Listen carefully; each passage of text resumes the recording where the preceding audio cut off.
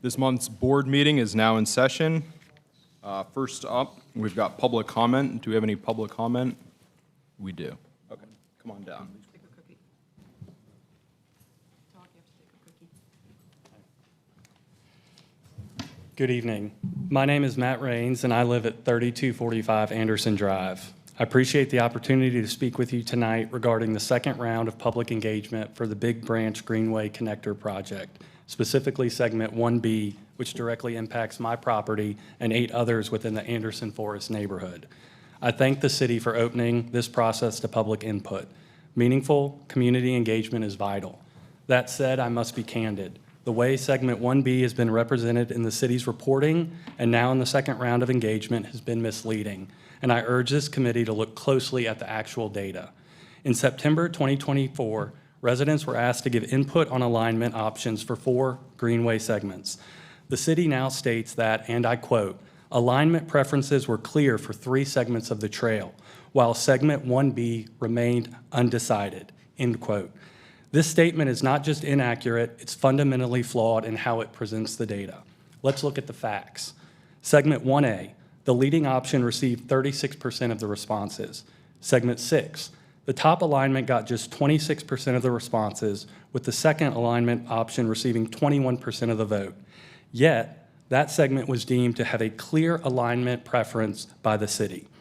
Segment 1B, 49% of participants selected the roadside route along Plantation Drive, making it the single most supported alignment, with the next closest option receiving only 24%, less than half of what the top option received, yet the city deemed our segment not to have a clear alignment preference. Only Segment 4 received a true majority, with 56% backing its top choice. And yet, only Segment 1B's results were presented in aggregate, grouping together 3 mutually exclusive streamside options to a single 51% figure, which is now reflected in the new survey released this week. Each of these options is different in route, in impact, and in implication. To combine them into one figure is not just inconsistent with how the other segments were handled, it creates the illusion of a majority that does not exist. So I respectfully ask this committee, be vigilant in your review. Segment 1B, like most others, yielded a plurality, not a majority.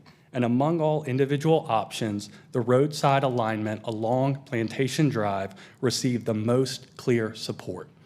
That's the truth reflected in the numbers. That's what deserves to be acknowledged. And that's what should guide your decision making, not an artificial 51% that groups together alternatives and leads to an unnecessary second round of engagement exclusively on a segment that is being deemed to arbitrarily have no clear consensus. Thank you. Thank you, Matt. All right, is there any other public comment? No? Okay. Next on the agenda is the Raleigh Youth Council report.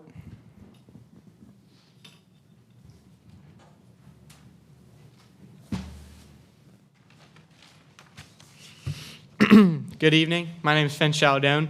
This year, RYC has had 15 meetings, 13 community service opportunities, 3 drives, and has traveled to 3 conferences. This year, we are also excited to have created an RYC mission statement and to have hosted a new event that we plan to do annually. Additionally, one of our members was selected to receive the Fred Fletcher Award. In all, it has been a great year, and we hope to continue serving our community. Since the last time we met, we've hosted elections for the 2025-2026 RYC Executive Board. And earlier this week, we had our final meeting and induction ceremony for the new board.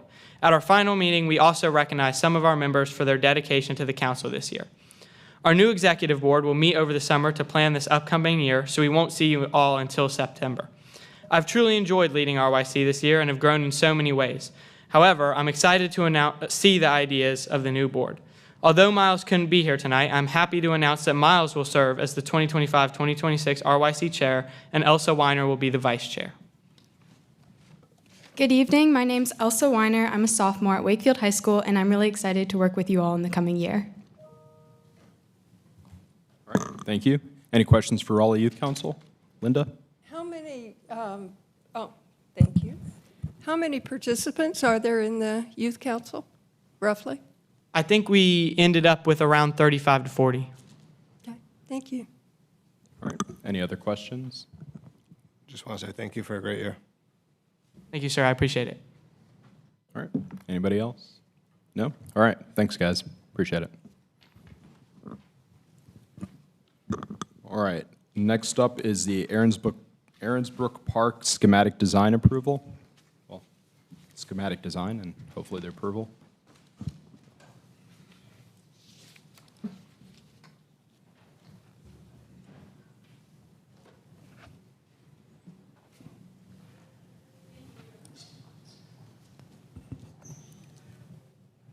Good evening, members of the Parks Board. My name is Di Gao, and I serve as a Capital Projects Manager for Raleigh Parks. Tonight, we're pleased to present the schematic design for Aaronsbrook Park, a project funded through the 2022 Raleigh Parks Bond. At the conclusion of this presentation, we'll be seeking your approval to move forward. I can go to the next page. Aaronsbrook Park is a 13-acre undeveloped parcel located in northwest Raleigh. The site is primarily wooded and is surrounded by single-family residential neighborhoods. The 2022 Parks Bond allocated nearly $7 million for this project, covering community engagement, design and permitting, and construction. This schematic design is informed by the park's master plan, which was adopted by City Council in 2017. We've engaged the public throughout the process via online surveys and 2 open house events, encouraging feedback on proposed options. The design emphasizes a nature-based experience while supporting a moderate level of the recreation development. The current cost estimate remains within the allocated budget. Here is the project schedule. In summer 2024, the city contract with Spanish, the design team to develop a schematic design for Aaronsbrook Park. These designs have been reviewed by an internal team composed of staff from PRCR Resources, the Parks and Recreation Divisions, and other city departments. 2 public open houses events were held, one in winter 2024 and another in spring 2025. Community feedback was positive with no oppositions on the proposed improvements. We'll seek City Council approval for the schematic design next month. If approved, the permitting process will begin in fall 2025. Bidding is scheduled for fall 2026, followed by a 12-month construction period, aiming for project completion and public access by early 2028. At this time, I would like to turn the presentation over to Jeff from the Spanish team, who will walk us through the design features and the schematic design in details.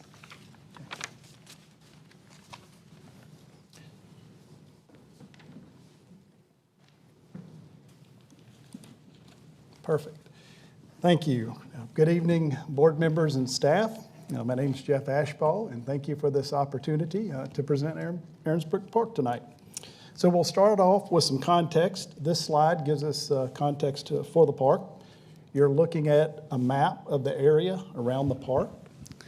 The park is located northwest Raleigh off Leesville Road. The park site is highlighted in, well, it's kind of the green, the bold over there by the number 4, to the left of the number 4 triangle. Notable landmarks around the park include the Swing Racket and Paddle Club, indicated by the number 1. First Tee and Triangle, indicated by the number 2. Fire Station number 29, which is the number 3, that is really directly adjacent to the park on the opposite corner. And then 4 represents the future Greenway here. Let's see here. Next slide. All right. So this next slide zooms in, takes us closer into the park site itself. On the slide, you'll see a bold red line around the park. That represents the 13-acre park site, and as you can see, it's heavily wooded and surrounded by residential areas and undeveloped. Okay, and here are a few this slide highlights some of the physical features of the park site. You can see on the image on the left, a picture of a big tree.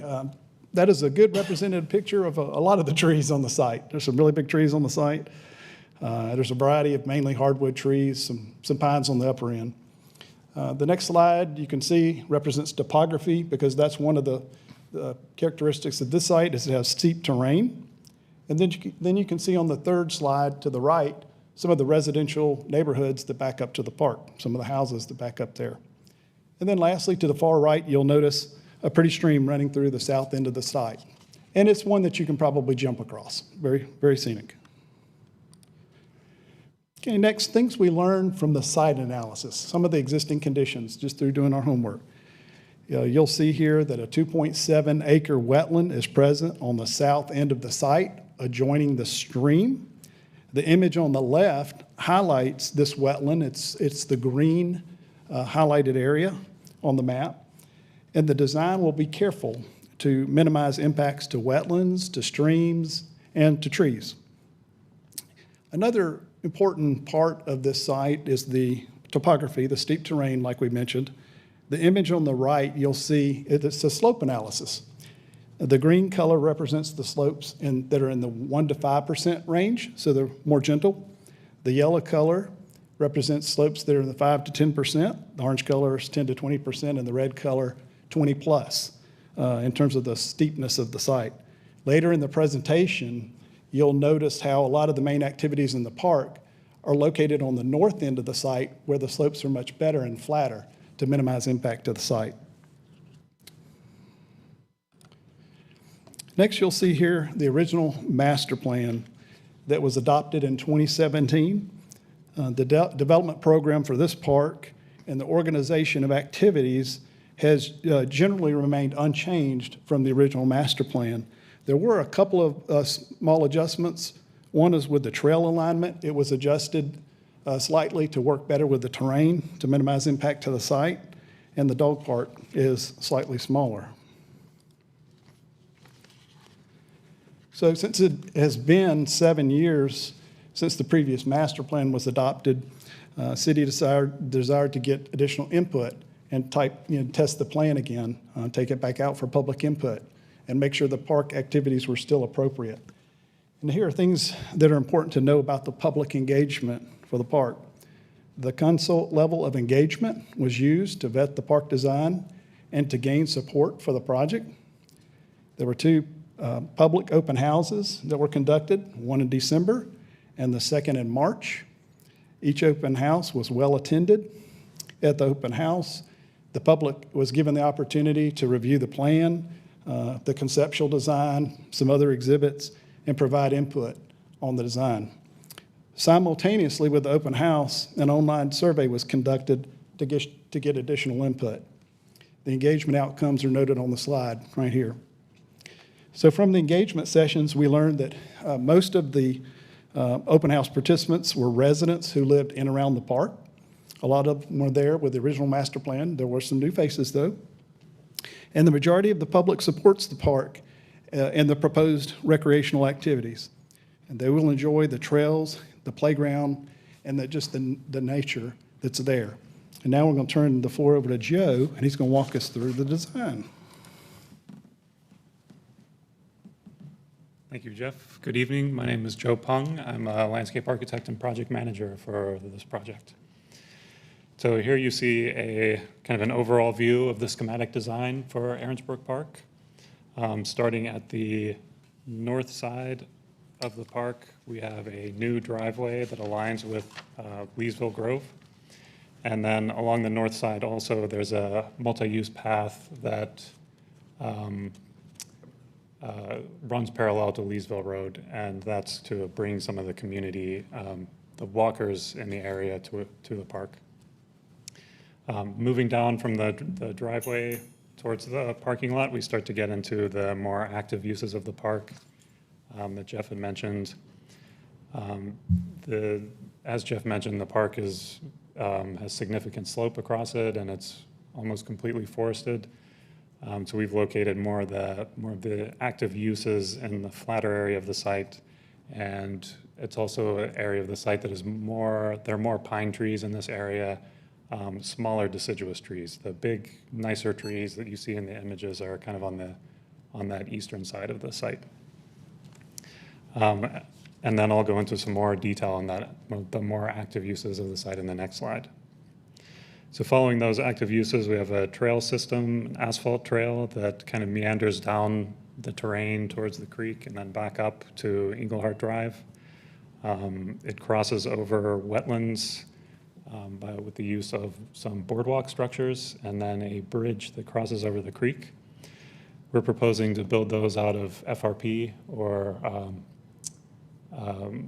fiber reinforced polymer, which is a material that's lighter, it's stronger, it's more low maintenance than kind of your typical timber decking. It's also easier to construct. You don't need as much of the same heavy machinery to construct FRP structures, so we think that that's really going to help minimize some of the impacts to the wetlands. And then you can see also along that trail connection, we have a future connection to that greenway that's in the capital area Greenway master plan, and then the trail segment finally ends at Englehart Drive with a pedestrian connection for the community down to the south of the park. So on this slide, this is an enlargement of the more active uses of the site. Again, starting at the northern portion of the site, you come down the main driveway and enter a parking lot that has, I believe it was 43 parking spaces, an electric vehicle charging station for 2 electric vehicles, 2 ADA spaces, and then an emergency vehicle turnaround. And then up close to the parking lot is a combined picnic shelter comfort station. We're thinking that this could be pre-engineered. And then we've also got a small dog run, 2 playgrounds, some open space, and then the dark blue-green shapes are proposed green stormwater infrastructure. We're looking at doing bioretention cells or rain gardens that will capture some of the runoff from the roof of the picnic shelter and then other surrounding paved areas. We're also thinking about adding an educational component to those green stormwater infrastructure. Are those 1-foot contours? Yep. Okay. And then here's just an aerial rendering of what we think that the park could look like. So the playground was very important to the community. We got lots of feedback on the playground design and what people are looking for. We had a lot of kids at the public open houses. They were happy to give their input on the playground as well. One thing that was their preference for playground equipment was more natural colors. They also really want to see shade on the playground. So the images on the top right are kind of the traditional play structures that we're proposing with the shade canopies. Those are going to go in the kind of this yellow and blue area, which will be more of the traditional playground area. And then on the other side of the sidewalk, down on the bottom of the page, is a brown kind of a shape, which is going to be the natural play area. So the site is very sloped, and we thought that it would be nice to incorporate that slope into the design of the playground as kind of a play element. So on the traditional play equipment, we sloped the safety surface down. We have a slide running down with the safety surface and then some climbing stones that you can climb up the safety surface slope with it. Example of which you can kind of see in the bottom left image. So we also introduced a nature theme to the playground. There are some stumps and climbing rocks in the traditional play area, and then a blue kind of river of safety surface that would kind of come down from the sloped area and then lead towards a misting station towards the bottom of the playground. And then on the other side of the sidewalk is the nature play section, which will have engineered wood fiber safety surfacing. And continuing that nature theme, we're incorporating some more climbing boulders, tree stumps, and then a rope structure. And finally, these are a couple of section elevations that we created.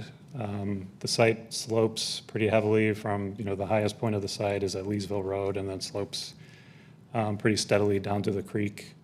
And we're, as much as possible, working with those existing grades to be able to save as many of the existing trees as possible and minimize disturbance to the wetlands and the river. And with that, I'll thank you and turn it back over to Dee.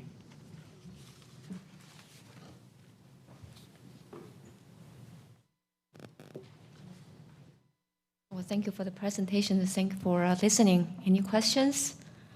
Yes. Any questions for Dee or for Joe or Jeff? Linda? I have several, and maybe I'll do one, and then you can come back to me. I didn't understand the distinction on the slide between participants and subscribers. What is a subscriber? Go ahead, if you want to take that, or you want me to Yeah, take yeah, it? yeah. I think that, yes, which price?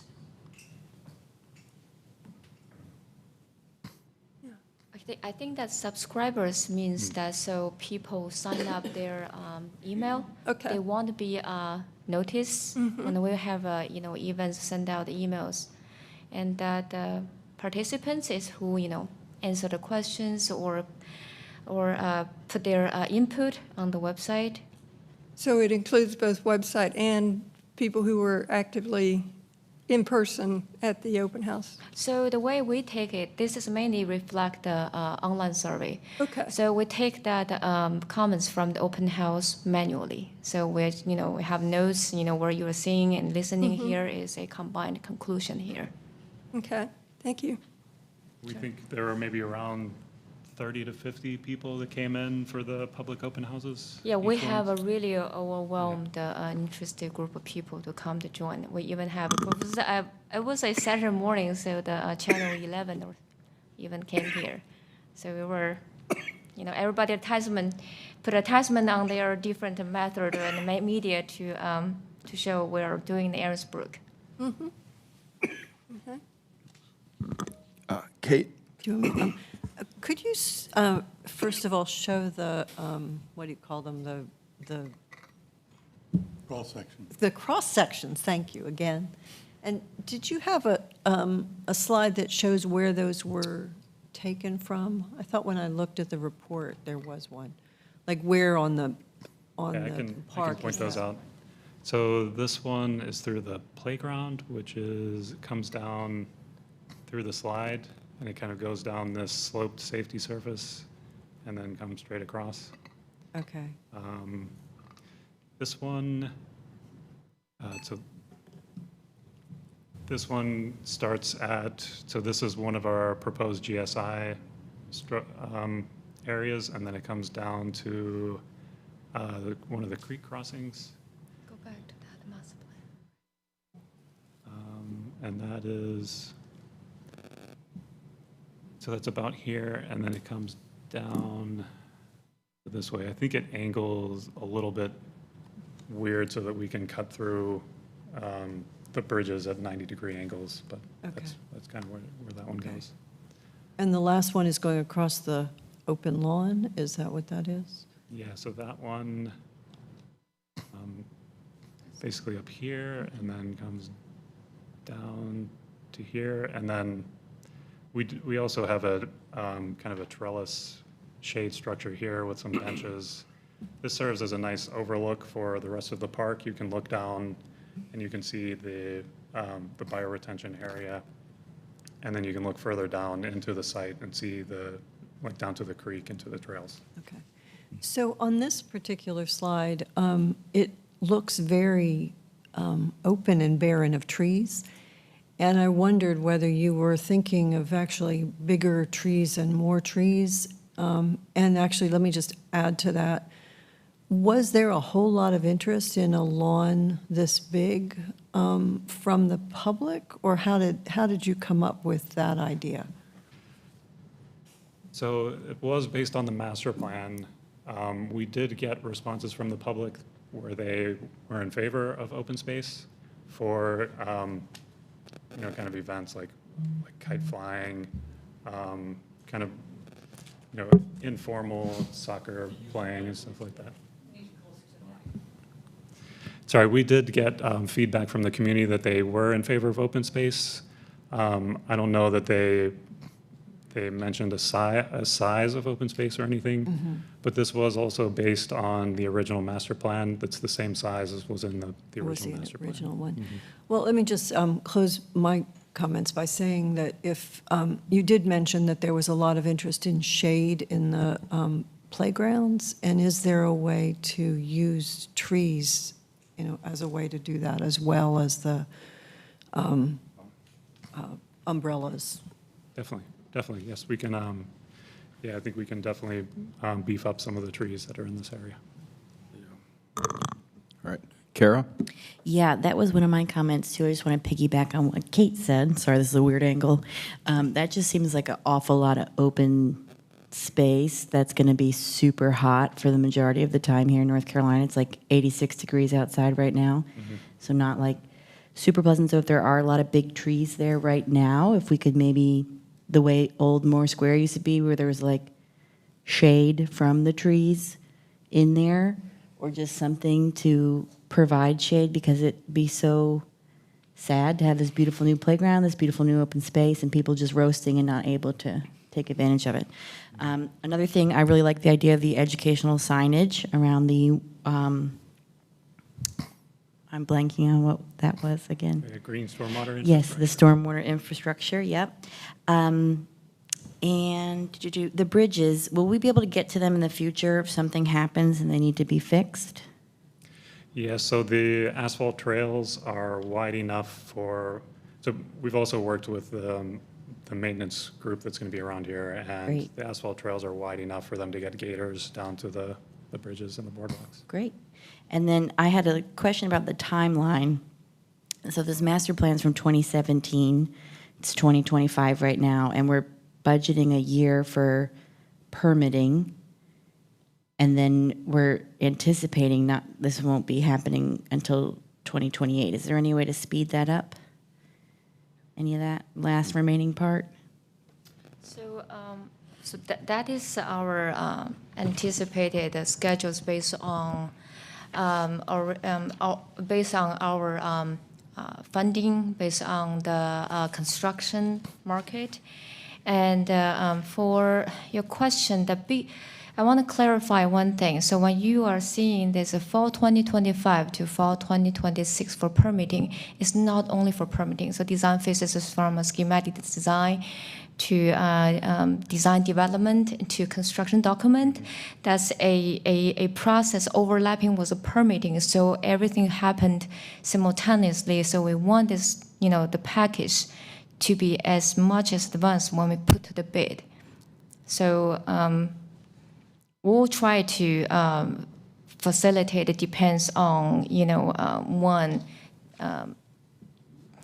the bid. It depends on the bidding time, and there's a lot of factors. There's a lot of even we're saying this right now. The construction from 2027, we could have a little bit, couple months early, but we cannot really promise anything right now because a lot of factors affecting, the market and the bidders, just for you to understand.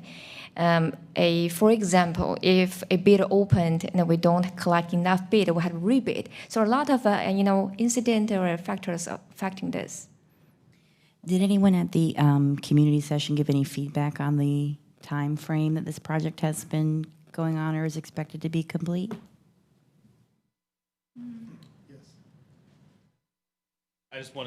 Gary Claiborne, I just want to follow up a little bit on the budget too. This is part of the bond project. So each project is given a certain allocation of money distributed at different times. So in the case of this project, we got allocation to pay for the design, which is what we're going through now. And then it's not until 2027 until the funds for the construction are released. And that's just part of the overall bond packaging, the way it was all split up between all the projects that we have going on. So that's one of the reasoning really for that particular time schedule. So. And if we finish one component earlier, we can't get that money sooner? Not that I am aware of. That's a bigger, higher level budget discussion. We so. could. I think one of the things that they have up here is that the schedule for permitting is based off of our estimates from our engineers, and same with the bidding timeframe. So would we like to do it faster? Yes, but the reality is we might be able to squeeze a couple of months quicker, but that's really based off of accurate timeframes. All right.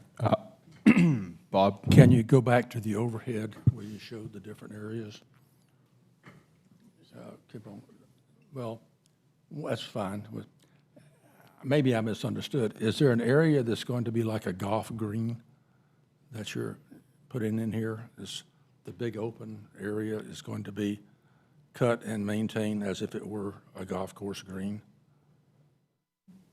No, it'll be a recreational lawn. Mm-hmm. So it's just going to be like a standard open space lawn.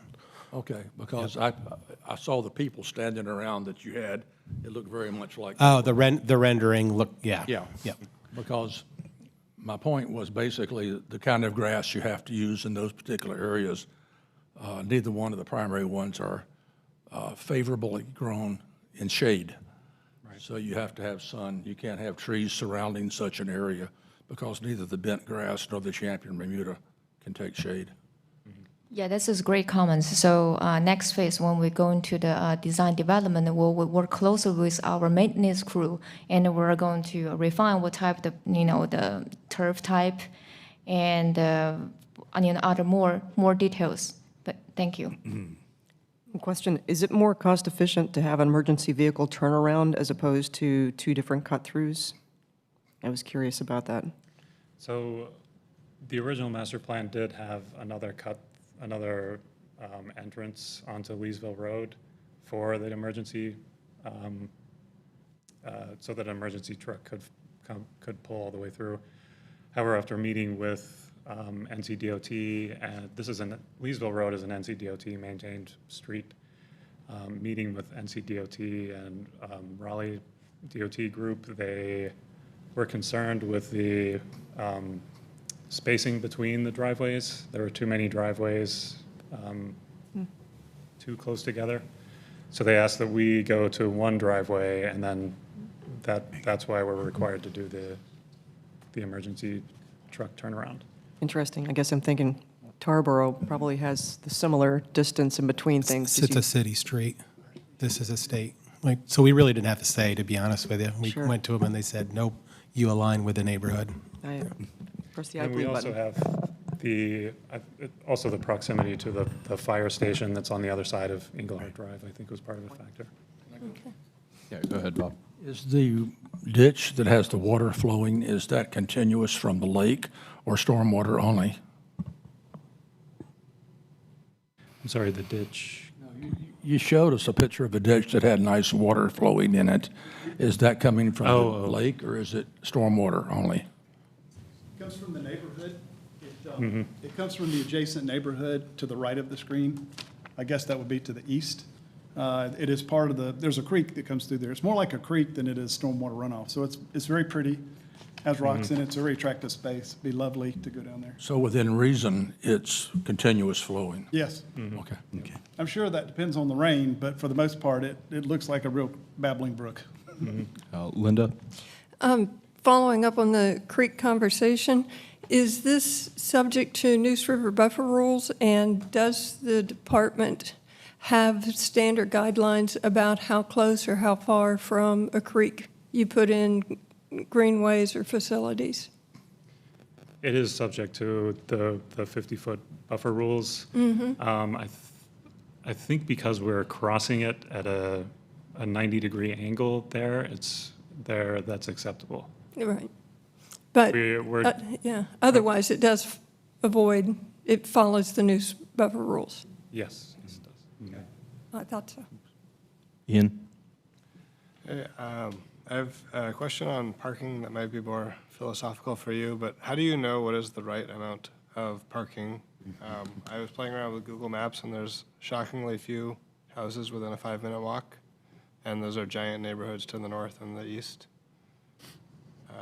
So is 43, like, how did you come to 43? I mean, really, it was based on the number that was in the original master plan.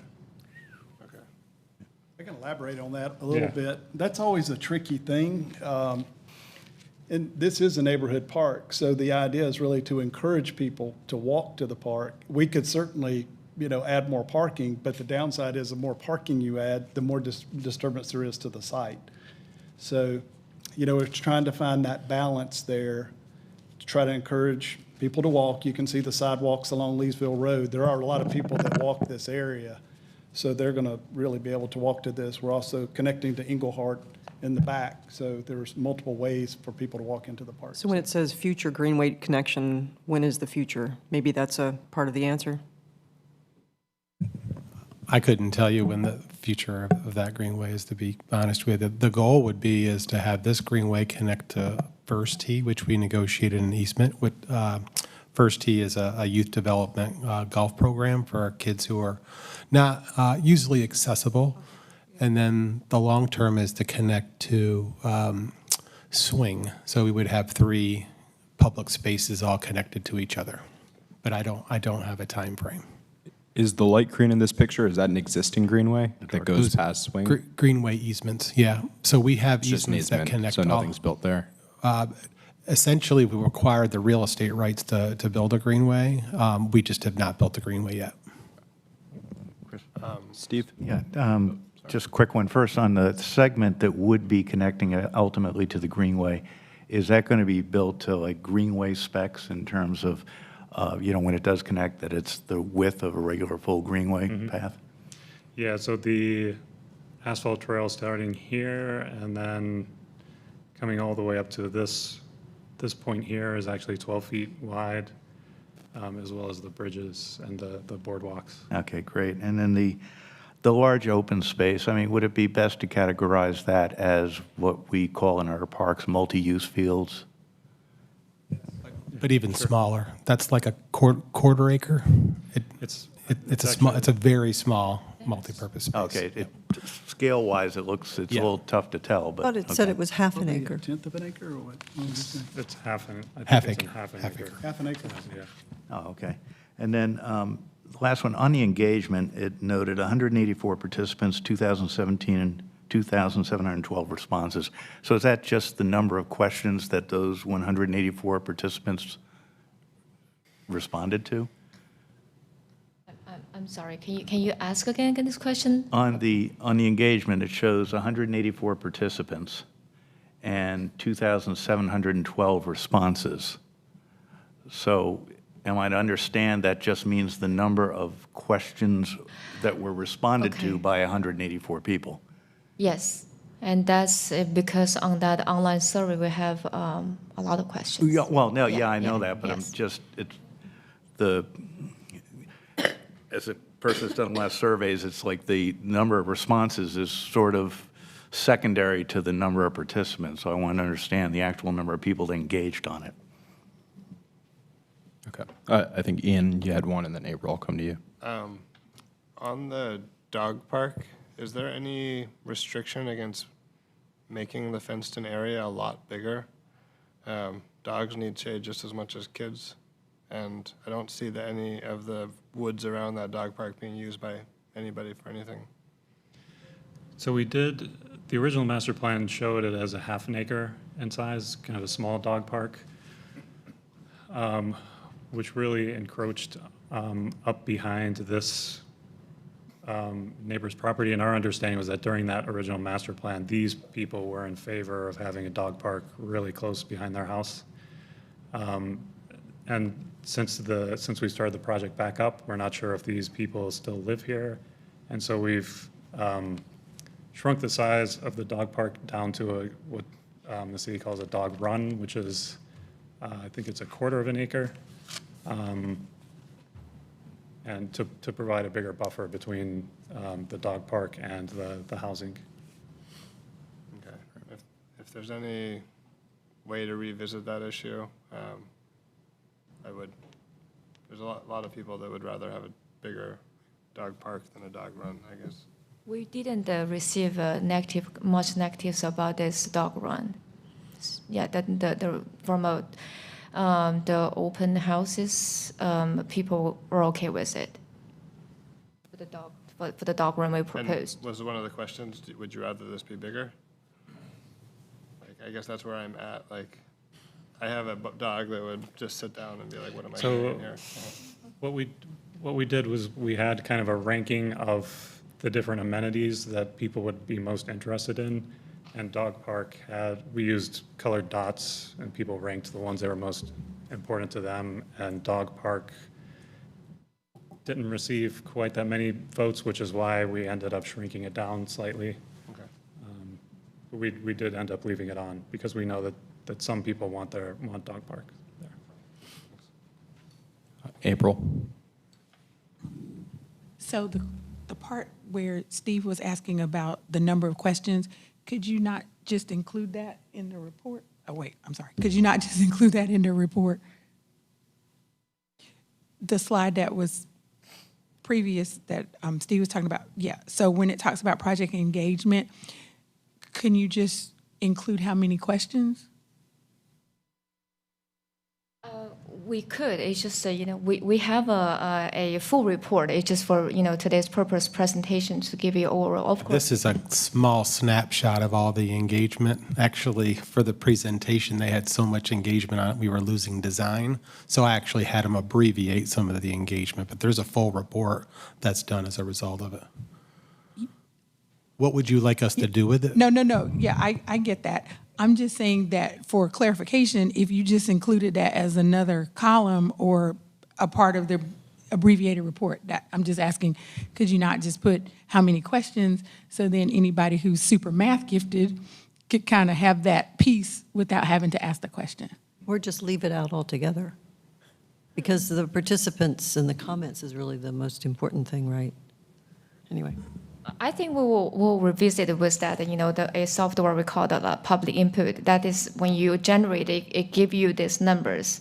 That will be, it's automatically generated. I know it's probably confusing you, but we can, I don't know how to work with the company this is what they generate for us. And this is kind of going back to Ian's question, and this might be more a question for you, Stephen, but when we're going through a schematic design like this, do we do much GIS mapping to look at the proximity of a similar feature? So let's say we do the survey and there's 10 things and Dog Park keeps ending up as 10th on the list because it's not as exciting.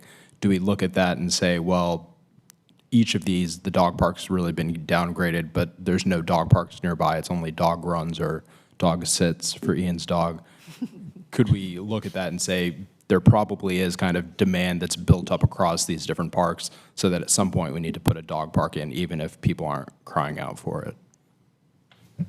Yeah, certainly the case, and it could be we build this and it is too small, and the community said, hey, we originally weren't hugely in favor of the dog park, but now we realize we're a dog-crazy neighborhood, and I'm a dog owner. So it doesn't prevent us from, this is a dog run, so make sure our definitions are clear. It is not a dog park. It is a dog run, which is intended to be smaller, more, and we did a whole dog park study and engage people about what their preferences are for dog parks and dog runs. So making sure we go forward, the definition is a dog run. But to answer your question, we could make it bigger, and we do look around. That's part of the analysis at the master plan stage. Unfortunately, the master plan was done, and we had no funding up until now. So the project was shelved. And I think that's the very reason why we had so many people come out on a Saturday to an open house. They're like, this is the first park we built in years in Northwest Raleigh. So. Any other questions? Doug? Stormwater.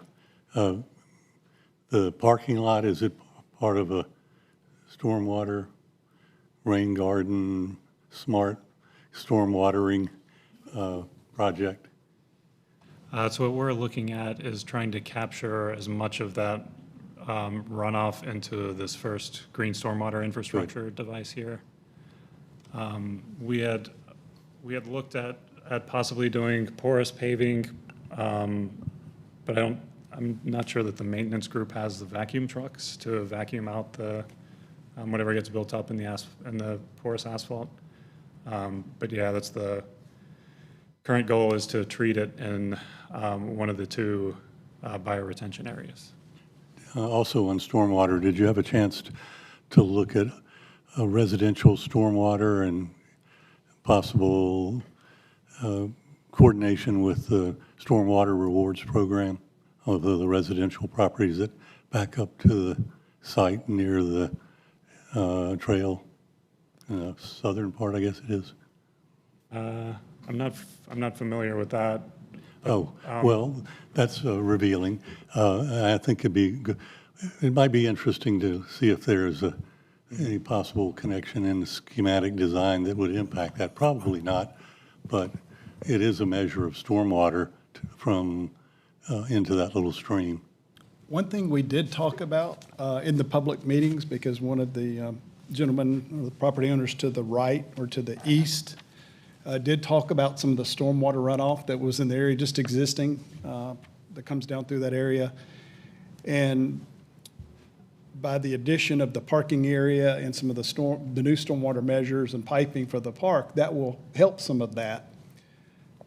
But on the property line side, like if we wanted to try to mitigate that or keep some of that water from going off the property, that would require us to either do some kind of ditching or diversion berming, which requires grading, which requires taking out trees. So on one hand, we might get improved some stormwater runoff just, outside of what's required, but the trade-off is it will be pretty disruptive to the site to make that happen. Oh, I've got you. The simple answer is those properties really aren't in position to contribute to stormwater management because of it's in a wetland, so it can't go uphill. Right. Yeah, okay. It's the physical. That's the answer I was wondering about. In Sorry principle- I didn't phrase my question very well. How about steps? The real challenge to me looks like it's those grade changes.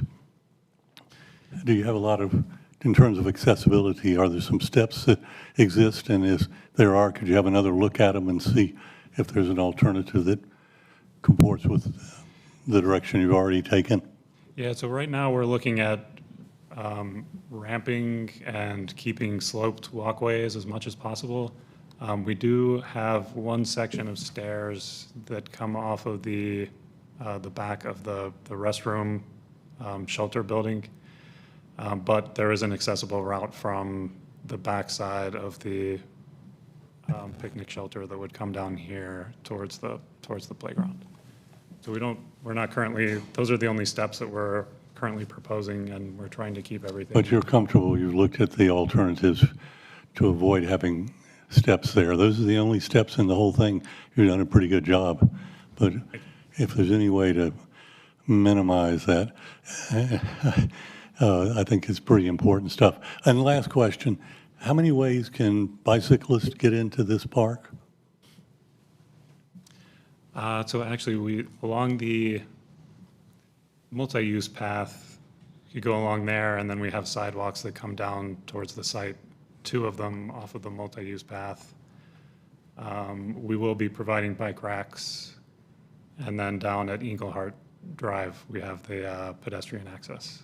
So from the street, there are 2 ways to get into the park on a bicycle. The one that's labeled pedestrian connection, and the one up at the road where you turn into the parking lot. That's correct. And is there any way to have anticipate the connection from the Greenway, or is that not even determined yet?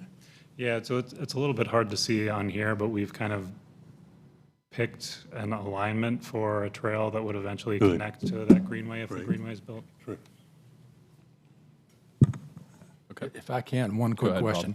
Does the city have a preferred kind of turf they use for fields like this? Is it common Bermuda or champion or what? Does it matter? Great question. We just actually talked about that intensively last week. So it's going to be a case by case. So it depends on the level of the park.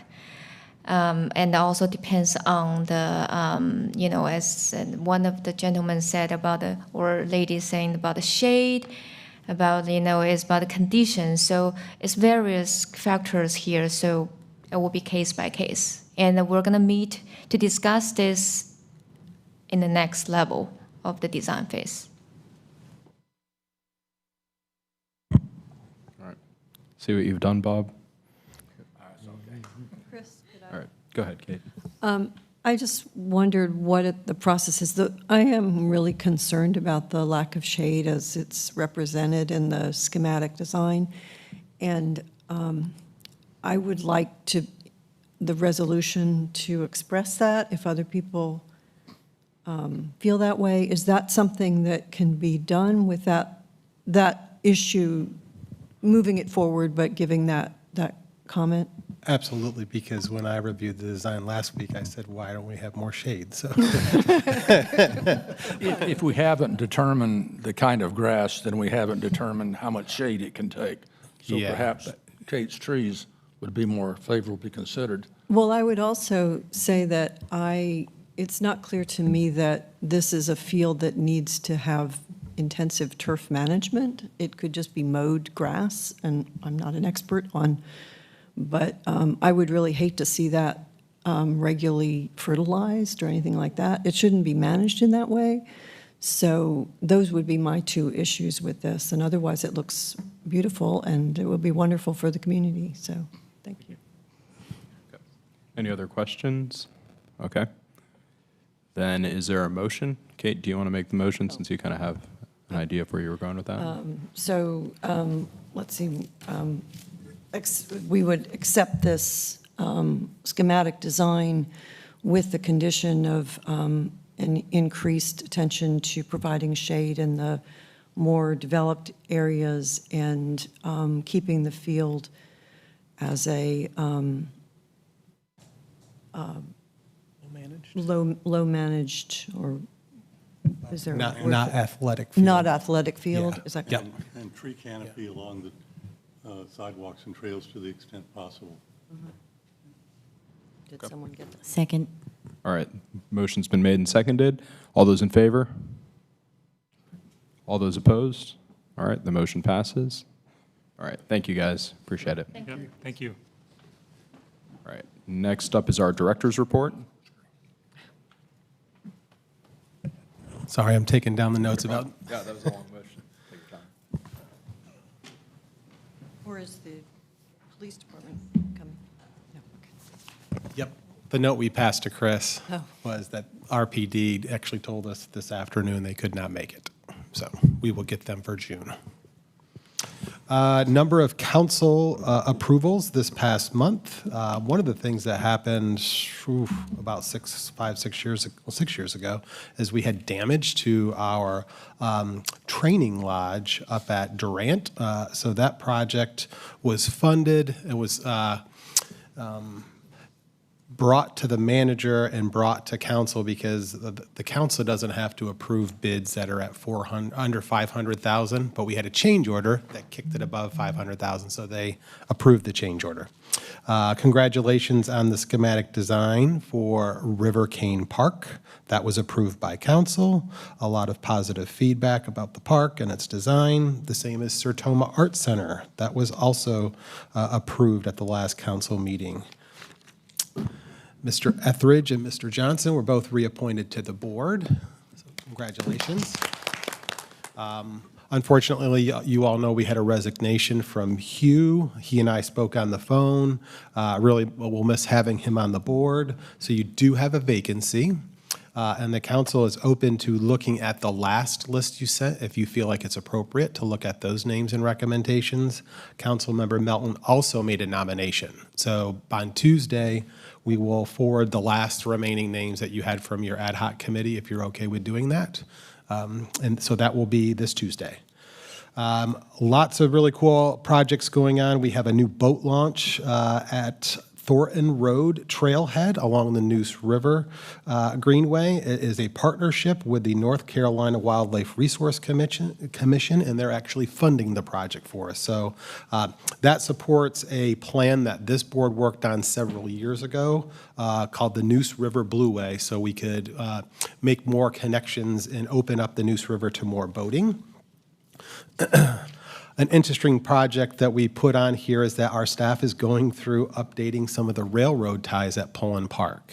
So we do that in-house. There really is not a company out there that does it. And according to Charles' estimates, they can fix and replace about 7 to 8 ties a day. So it's kind of a custom construction process, and I've seen them do it. It's pretty cool.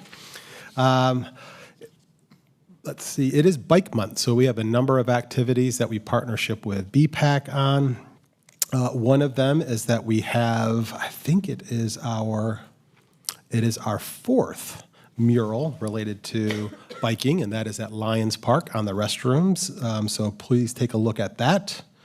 We have a teen party that is going to go at Laurel Hills this month.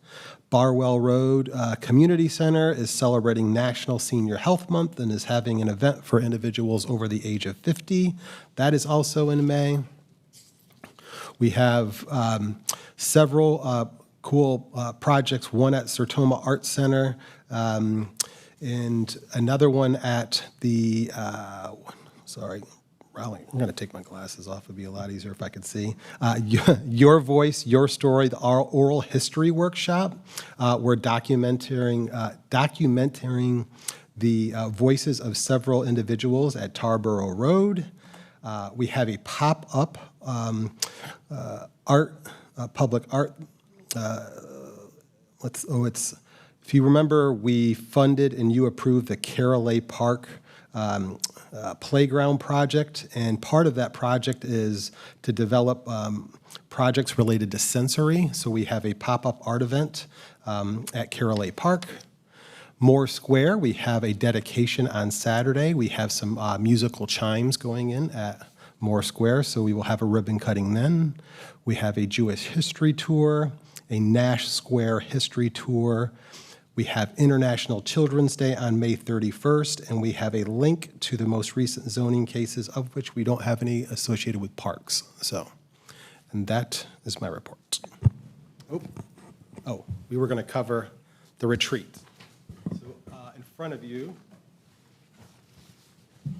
you have our itinerary for our retreat. We're happy to make any adjustments, but on Friday, we will start around 2 o'clock. We will have a highlighted presentation from Andrea related to our department's accreditation. We will then talk about how the plan that you adopted, the 2024 system plan, how we're going to advance that. So we're operationalizing the plan by creating staff committees and staff working teams, and we thought we would share that with you. We will do a deep dive on how are we doing with the park bomb projects. Are they on schedule? And that is all on Friday evening. Saturday, we will reflect on this kind of the state of the department. And then we will have, on this Tuesday, May 20th, the city manager presents the city budget. So we can share with you what we are getting and what we are not getting in the city budget, and provide, collect feedback for you all and share those dates in case you do want to reach out to council about the Raleigh Parks Department budget or the budget in general as a city. We have then invited in Sandy Roberts, currently is the board chair for the City of Oaks Foundation. They are in the early stages of rebranding that organization to become the Raleigh Parks Foundation, and they have interest in engaging with this board and possibly having a board seat on the new foundation from a board member. And they wants to share that information with you. We will discuss the work plan, and then we put the site visit as optional. One of the things we recently acquired is a mobile recreation unit. So it is a trailer that has video screens and recreational games that we take out of the trailer, and it's a way for us to engage neighborhoods and teens. And we were going to set that mobile unit up in the parking lot at Tarboro Road so you can see it. If you'd like to do a site visit, we thought we would take the group up to Bailiwick Drive to see our multi-purpose pavilion. But we want to make sure we don't step into too much time, because we also would like to give you lunch and have you the opportunity to go over to the Gibson Play Plaza to see the early showing. So If you want to do a site visit, we're happy to cater to it, but as something that was fun and new to the department, we thought we'd bring the mobile recreation unit out and see it, and then you all can go over and enjoy Dix Park with your families and friends. So any feedback, we're happy to take it. We'll work with Chris and Jeff on any amendments or anything else you'd like to see.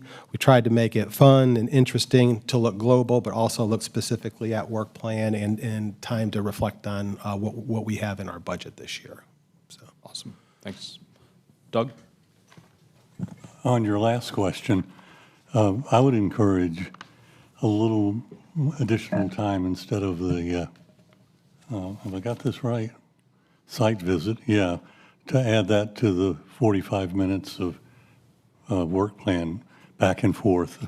I think the group led by Ian has done a second year, for me, amazing job on it. And I think the more we tie ourselves to that plan and deeper we go into it, the more successful it'll be. So a little extra time there. Anybody else? Steve? Yeah, I'm not sure if this is the right time for it, but one of the things that's come up as I'm slowly getting oriented, in one of the SWT meetings, thing came up was the loss of funding for tree planting. And then another one came up was loss of funding after this year for, I think it's the Youth Conservation Corps. Are we doing anything that's sort of taking a comprehensive look at where we might be in possible trouble in terms of things that are grant-related at the federal level and what impact they could be having on us as we look forward? How about we add that to the budget presentation for you? Yeah, because there is concern. Anything that we have been tied to the federal government is in a very gray area, unless we've been informed, like our $1 million tree grant. What I have said is we do have funds for at least the next year, maybe two, for tree planting and tree installation. And so it's really then with myself and the team in the city manager's office on what future years look like after that. So, but we can highlight the impacts on economy, federal and state impacts as a part of our budget presentation. Great, thank you. Kara? Is that some of what the foundation will be looking at too, if they're becoming an arm to support the parks? Yeah, And will so- the board be involved in that fundraising? Yeah, so that's a great question. So the City of Oaks Foundation was trying to do a lot, and they were a one-person organization. We have a contractual relationship with them, so their focus right now is on removing fee barriers to those who cannot participate in camp or aquatics or swim lessons, whatever it may be. And that's where their kind of focus is falling into, is how can every child in Raleigh have the right to go to camp or something like that. So, and I think that is what Sandy wants to get in front of you. Okay. I actually had two other questions, sorry.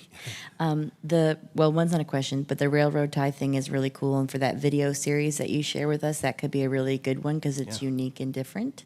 And you could even have like a kid talking about the railroad too, or interviewing, which would be adorable.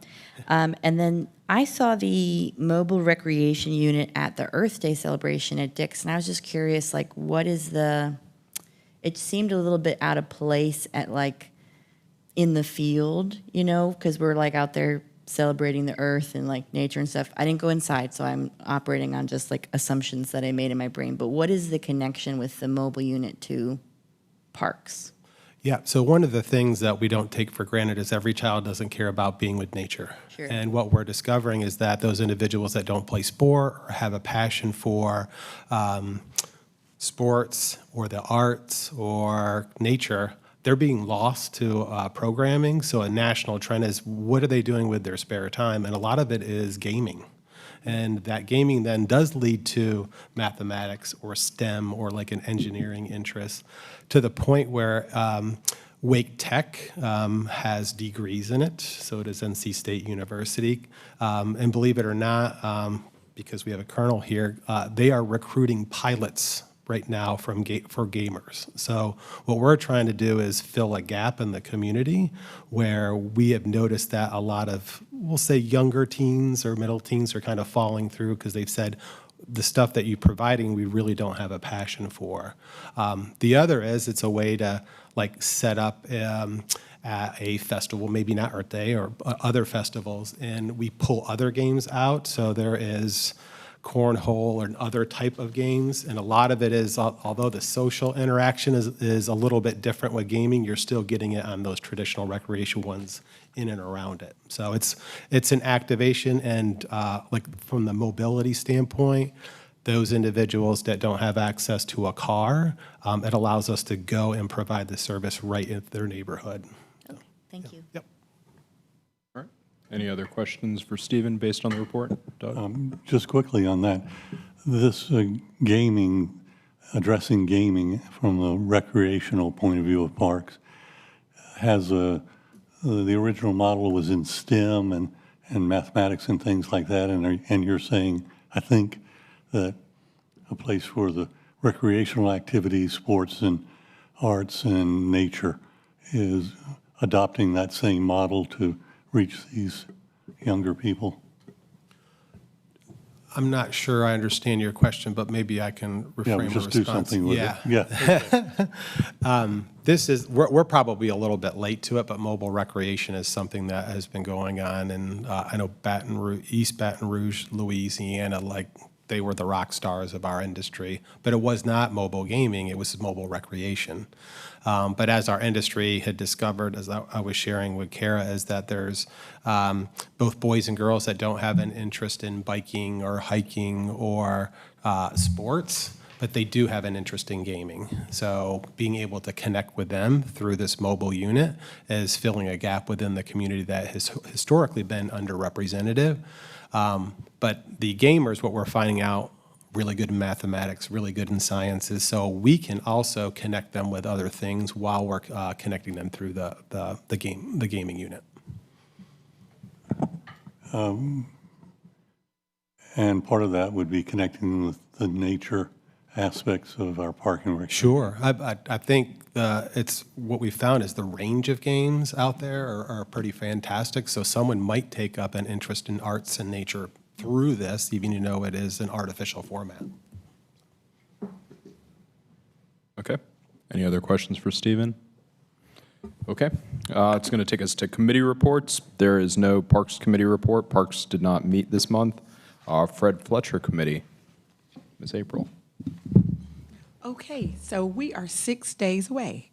So we're super excited, and hopefully, I'm sure you all have contacted your people. So Mary just asked that you mark that down. If you can't do it, I'll do that. But she's definitely looking at the spreadsheet to make sure that she goes across to see that all of the people have been contacted, and they're really excited.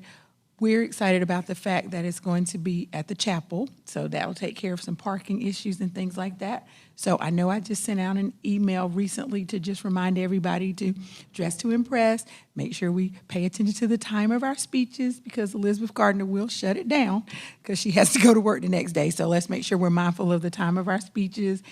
And we're excited about the live music ahead of it, and we're also going to have hors d'oeuvres in front of it, whereas for all of you new people, it used to be after. So now we know when our hors d'oeuvres are. We have to be there by 5:30 to take our group picture.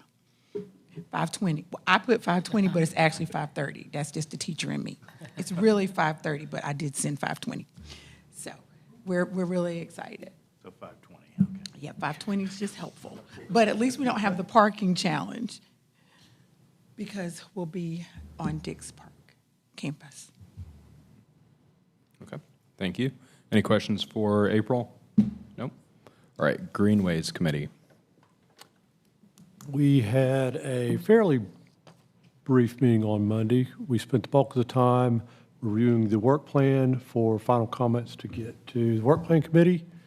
We had a presentation from maintenance on their collapsible bollard re-vertical and inspection program and how that's coming. We, as always, reviewed our Greenway closures, and we had a pretty strong conversation at the end on safety at Greenway and transportation crossings, specifically Raleigh Boulevard. Any questions for Jeff? No? Oh, Kara? What was the part about Raleigh Boulevard? Sorry, can you say that again? the safety of that crossing at the Greenway Crabtree Creek Trail, where it crosses Crabtree Boulevard, and improving that crossing. Oh, great. Good, good, good. Okay. SWAT. Well, first of all, to report, the tree of the year was selected or was voted on, and it's a dawn redwood in somebody's front yard. And actually, there are two of them, but only one of them was nominated. But there are these two huge dawn redwoods that are tree of the year. And the contest, I think it was essentially the same number of trees we've normally been getting nominated. It was 15, but what was nice this year was that it was much more, many more votes for a lot of trees. So it has tended to be like one tree gets a whole lot of votes and nobody else. But there was more of a competition, and the winner had like 79 votes, and then there were 4 that were in the 50s. So it was a real competition. It was fun to watch, and some really great trees, including park trees, that were nominated. There was also, I know some people were at the Earth Day, Arbor Day event at Dix Park. I thought it was really delightful, and the estimate for number of people there was 2,000, which I think is the largest it's ever been. Really successful day. At our SWAT meeting, we mostly, once again, focused on the leaf out plan, the tree planting plan, and staff gave a really good report about where they're heading with it, and we're still on schedule to finish it up by the early next year. So, thank you. Okay. Thanks, Kate. April? Can I say something? So, Kate, I just wanted you to know that I had my classes vote for a tree. So, as I continue to talk about how to engage the schools, even just sending a link and letting the teachers know, and adding voting for Tree of the Year as part of their Earth Day, teachers would really jump on that. So if people can kind of think about how you would like that rolled out, then that's an easy communication that Wake County would approve. You could just send that out and say, hey, here's another Earth Day activity you all can add. And teachers would certainly do it because we don't have to do anything but click the link. Yeah, that's And wonderful. then we can share about Parks and Rec and the summer jobs. It's just a way for our students to understand that it's more than just playing sports. I was one of those kids who didn't play sports. So when he talked about it, I was like, yeah, that's me. So it's really important, and I think that Tree of the Year is a great gateway. Just tell the teachers that here's another activity you can use to highlight Earth Day, and that's what we did. So all of my classes voted that day. That's a great idea. Thank you very much, and thank you to your kids for voting. That's wonderful. Okay. Any other questions for Kate? Comments? Okay. Arts Commission, I have no report. Bicycles and Pedestrian Advisory Commission, Bob? Yes, there's a continuing effort through the Vision Zero program to reduce the number of pedestrian injuries and fatalities that have been going on. And part of that is focusing on crosswalks. And there's been discussion of elevating the crosswalks slightly, which increase the visibility of the crosswalks. Also, they're looking at trying to make sure that the lighting is better in a lot of areas, also reducing some tree coverage around lights, sadly. But some areas, the trees are actually shading the intersection, which causes shadow, and they're going around looking at those kinds of things to make sure that we're not making things worse when we don't need to. Also, there's discussion about changing the name of the Bicycle Pedestrian Advisory Commission, maybe some others, I don't know. But it seems to be moving along rather well, and their retreat is next Monday afternoon, and they'll be there. What are some of the potential new names? See? What? I don't know. I'm just a liaison. That is one point I did not announce. The council has a special meeting Tuesday morning at 9:30 to talk about boards and commissions. Tuesday morning, 9:30. Here in the council chambers, boards and commissions.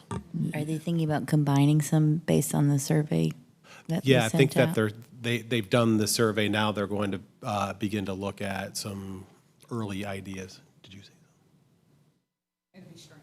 Oh, it'll be streamed, yeah. So if you can't make it, you can watch it on YouTube. Yep. And I actually need to update my statement. It's the BPAC retreat is next Monday morning, not afternoon. Historic cemeteries.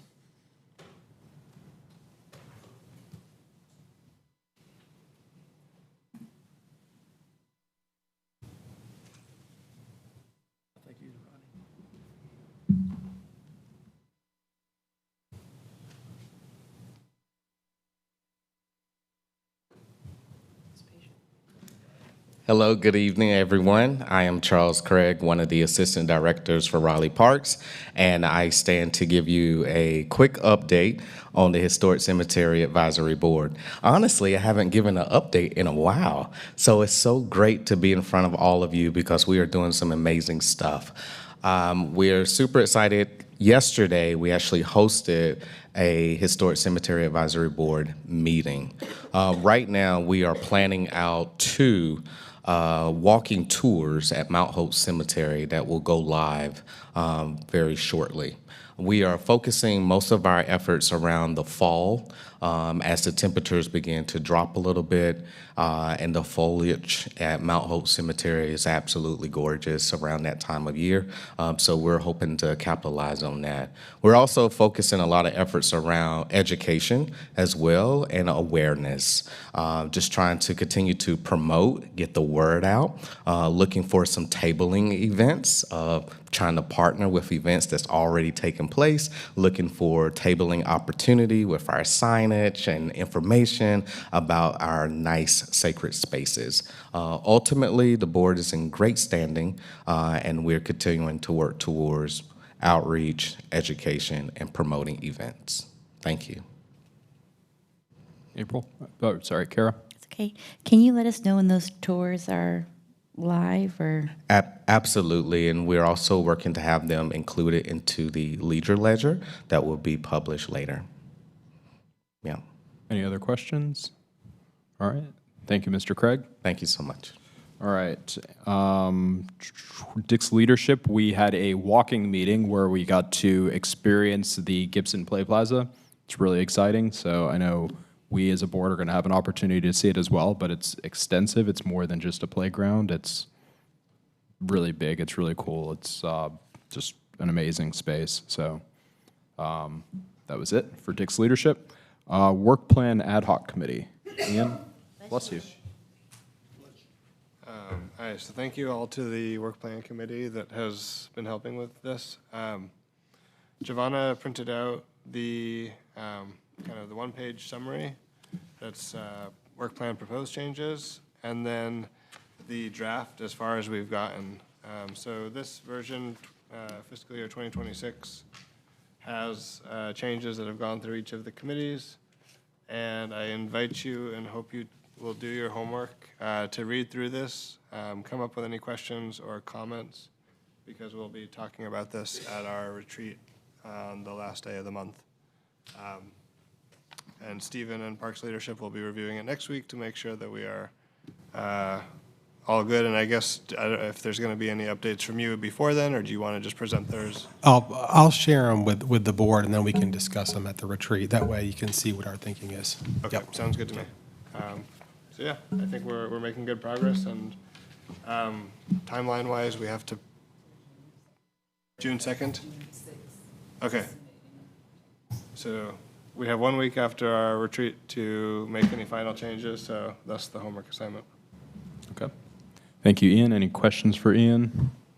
And just as a reminder, since I know we have quite a few members who haven't gone through the work plan process before, this work plan is what guides our work as a board for the next year. It basically runs June to June, so imagine for the next 12 months, this is what we're going to get to work on. Also, we obviously as a board, we're an advisory board. We're not here to give any work to staff, so this is really within our roles as being an advisory board. So as you're looking at things, we can have ideas, we can have goals. We have to try to stay a little less than ambitious when it comes to these goals. It really just needs to be focused on our role advising City Council in terms of parks, greenways, sustainability. So as you take a look at it, just kind of keep an eye on that as you're kind of going through each of the sections. All right. Historic Resources and Museum Advisory Board. Few things. Most of these dates have already passed. But there is a planting power exhibition at the Core Museum. That is the 75th anniversary of the Raleigh Garden Club. 100 for 100. Raleigh and 50th for Oakwood. So two big Split the years for difference. garden clubs. Yep. The Pope House is currently closed for renovation. We've got a new director at Top Green. It's Dr. Paul Baker. The Tucker House renovation is currently underway. And their networking event, which we were invited to, is next Tuesday, May 20th at the Borden Building. Hopefully everybody's got an invitation for that. All right. Thank you, Jeff. Any questions for Jeff? Nope. Okay. I would just say, go ahead, Kate. I went to see the Raleigh Garden Club exhibit. Is it still up? It's really, really interesting. Yeah. And so many connections with parks. Yeah, I was going to say, thank you, Kate. The impact of the Raleigh Garden Club on the park system is enormous and still lasting today. So, Very cool. Liaison reports. Does anybody have any liaison have a report? No? Okay, I didn't think anybody did. I just did. Oh, I meant for like community engagement liaisons. Okay, we did. Okay, for the Forestville Road CAG, Ian and I have both been to 2 meetings of that. The first one was primarily a get to know each other exercise, and then the second one was beginning to understand the topography and the land and the area. We have another one coming up in about a week, I think, and we'll be moving along with the eventual completion by the end of the year in some kind of a plan. Okay. Subject to Ian. And good group of liaisons or good group of folks that are on there? You guys are good? All right. Walter Raleigh Awards? Chris, just go ahead, Steve. quickly, the Big Branch Creek second open house is on June 4th. So that's coming up and it'll be open. And obviously, we've heard some feedback on that already, so it'd be good to, I plan to attend and check that out. Yep. Yeah, and I think everybody here probably received an invitation to that, so if you can attend, that'd be great. Sir Walter Raleigh Awards report. So each year, we get a request from Design Review Committee or Commission to have a representative from the Parks Board to serve on a jury, and the jury will be Wednesday, June 4th, and it'll be a long lunch and review of the selections for this year's winners. And so we just need one representative from the board to represent the Parks Board. What's that date again? The jury date is June 4th. And the actual ceremony is Wednesday, September 17th. And that'll be at Raleigh Union Station. Okay. So Doug, you've expressed some interest. If anybody else is interested, just get in touch with Giovanna after this meeting. There might be folks that also want to volunteer, and you might be too shy to do it openly. But it is, I've heard it's a fun time. It is a very long lunch. It takes most of the afternoon, but I get to review a lot of cool designs as part of that. All right, chair report. I don't have a report. I'm just going to say I'm really excited about the retreat that we're going to be doing later this month. It's been a few years since we did one. It was one of my most enjoyable things I did as a new board member, but it's just new or old. It's a good chance to kind of bond with staff members, bond with each other. It's cool that we're doing it over 2 days. It might seem like a lot of time, but it goes by pretty quickly, and obviously we've got a pretty packed agenda as well, so looking forward to it. Anybody else have anything that they want to announce or address to folks? Just one more thing. I did send out a reminder email regarding the satisfaction survey. Please complete that by tomorrow. And so this information will assist with what City Council is currently working on with boards and commissions. When did you send that Today, this afternoon. Mm-hmm. And it has the link in it. Yeah. Is that 2 weeks ago. Meeting? And, yeah. That city council meeting, is that like a public comment meeting, or it was just listen to what they're saying? I think it's more just listening. I think it's, For this one. not public comment, is like discussion. They call them work sessions. Okay. Yep. All right. With that, we are adjourned. Thank you.